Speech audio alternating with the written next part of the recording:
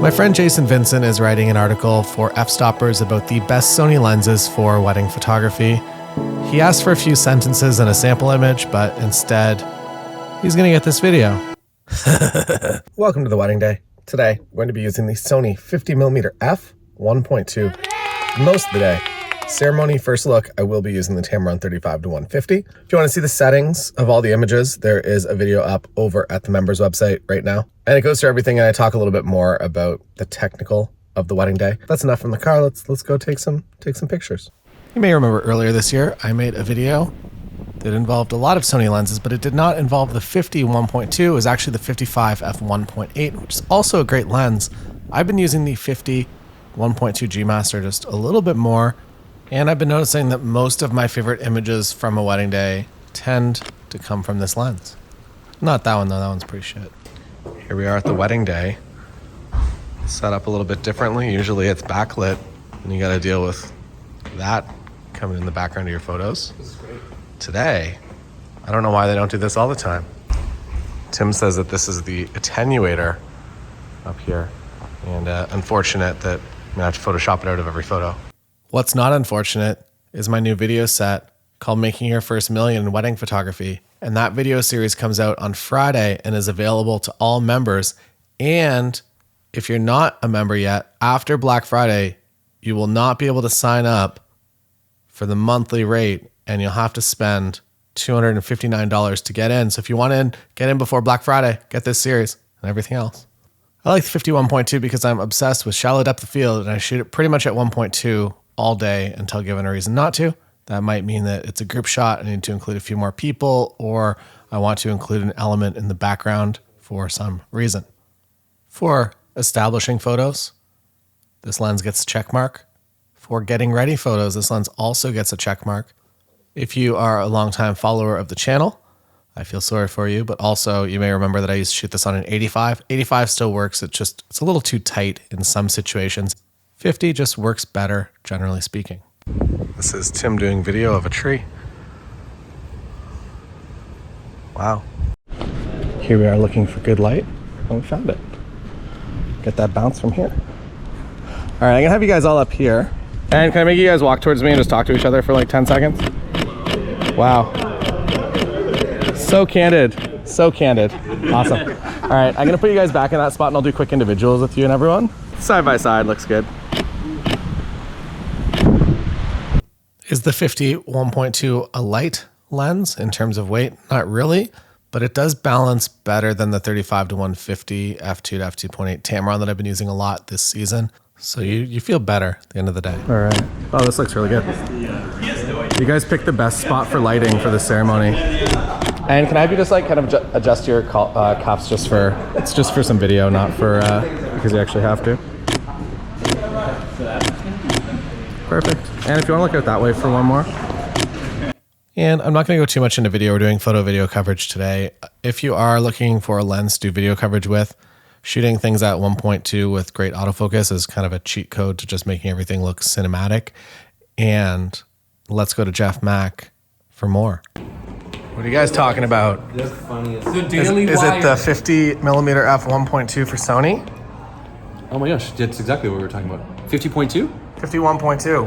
What's your review of the 51.2? I mean, it's a huge improvement over the 51.1.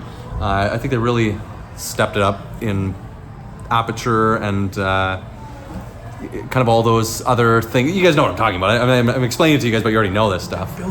The build quality is like, it's just incredibly well thought out, and I think it's just way more sturdy, and it feels really nice. It's kind of a throwback to like the old cameras. Like it's got like a really nice feel to it. I don't know. It's got like wireless crapability. What you missed?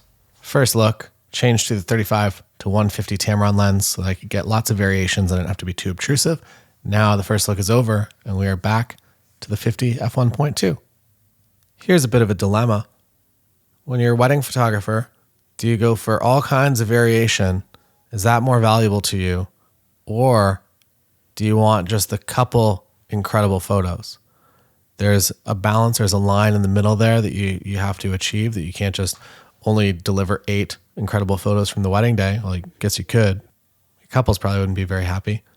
But what you have to do as a wedding photographer, you have to figure out where your balance is between using maybe the best lens in your bag versus a lens that will get you lots of variation, lots of different photos within a certain scene. And what that means is that it would be very nice to show up with a 50 and shoot all day on a 50. And I've done that before and it just happened to work out. What is more realistic is you have to bring a 50 and then something a little bit wider and then something a little bit more telephoto, just in case you get to the wedding day and it's not exactly what you're expecting in terms of lighting or in terms of setup. When it comes to my personal preference, I very much enjoy having a 50 when I have the ability to set things up or when I'm in a candid situation. I feel like it does give me enough telephoto. The 85, we kind of nicknamed it the introvert lens. It gives you that telephoto. You can get nice and close, you get those candids. I feel like 50 also gets you pretty much there, especially shooting a higher megapixel camera if you do have the ability to crop. I prefer to get as close as you can. And over the next few minutes, I will actually show you how I shoot candids with this lens. And here it comes, step 1.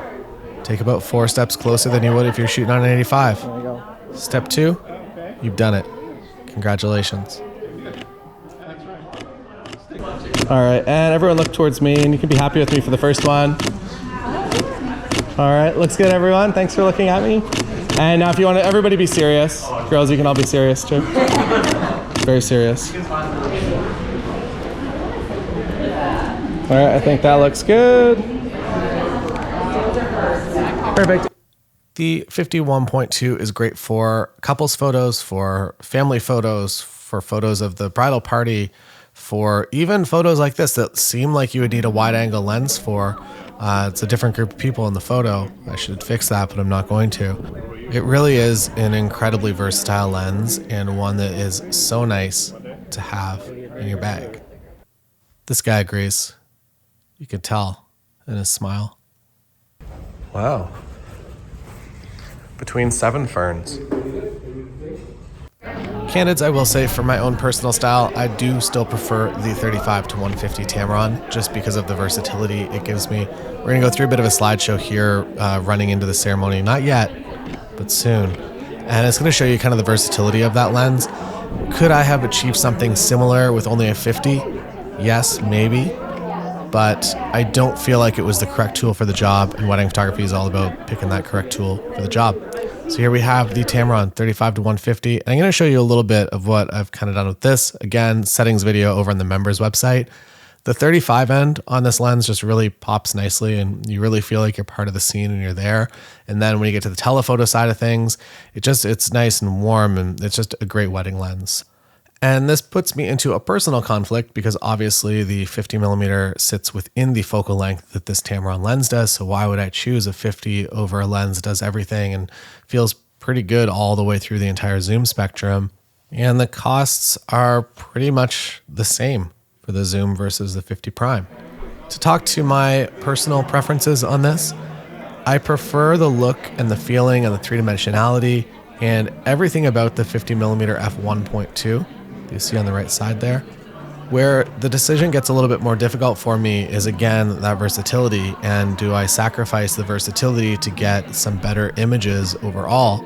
And my answer is not going to be the same as your answer. What I would recommend doing is renting lenses prior to buying them to make sure that they are the correct lens for you. I have certainly rented a few lenses in my career that I have realized very quickly are not the correct lens for me, that my brain just doesn't connect with that focal length. And I was very happy to have figured that out before I spent the real money on the lens. Oh, and look at that, another great lens for wedding photography. 20mm f 1.8G is a lens that I always have in my bag as well. And just have a look this way, and you can just smile towards me here. That's great. And you guys want to walk slowly towards me here? And you can be looking at each other and just smile at each other. Perfect. So good. Awesome. All right, do you want to take a tour out to the front of the house? Yeah. You guys want to hold hands and take a walk that way? That looks really nice. And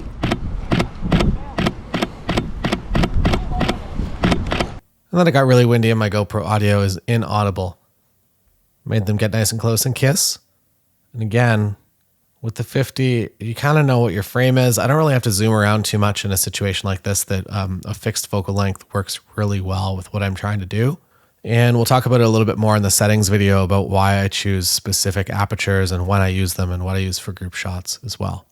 When it comes to the straight out of camera images, the images that come off of this lens, I find the colors to be very, very pleasing and nice. I have obviously added my preset on top of this, so it changes everything up a little bit. But fortunately, gone are the days of kind of that weird green cast from Sony lenses. Here we have Tim at the Oyster Canoe. A canoe? Ferns and oysters. Also, I brought the Leica M11 to this wedding, and I didn't even use it because this 50 is so good. So this is a normal lit room, and this room is significantly darker. I would say in real life it looks something about there. Okay, maybe that's a bit exaggerated, but it really is a low light room, like you're kind of seeing right now. And to have the low light capabilities of an f1.2 lens, I would say are amazingly nice to have. 1.4 is also fine, 1.8 fine as well, but if you're shooting with 2.8s or f4 lenses, you'll definitely find yourself in situations where you're forced to go strobe, maybe when you don't want to. I personally like to shoot ambient for as long as I can. If I have good quality of light, the light is good in this room, even though it is dark, I am going to be shooting ambient until I have to add flash. I find flash to be just a little bit distracting. And if I was a guest at the wedding, if the photographer could do the same level of quality of work without constantly just setting a flash off in a corner of a room and throwing light over everyone, I would prefer that. And I think that most of my couples feel the same.